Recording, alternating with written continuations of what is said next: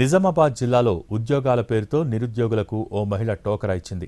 ఆర్ఎండ్బి ఉద్యోగిగా పరిచయం చేసుకుని నిరుద్యోగులను నిండా ముంచింది.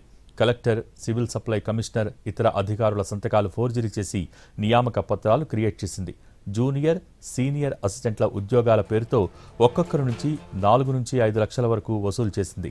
తీరా ఆ నియామక పత్రాలు నకిలీవని తేలటంతో బాధితులు లబోదిబోమన్నారు. 3 టౌన్ పిఎస్లో ఫిర్యాదు చేశారు. జిల్లా వ్యాప్తంగా చాలామంది నిరుద్యోగులు ఈ కిలాడీ లేడీ వలకు చిక్కారు. కలెక్టర్ క్యాంప్ ఆఫీస్ నుంచి మాట్లాడుతున్నాం అంటూ నిరుద్యోగులకు ఎరవేసింది.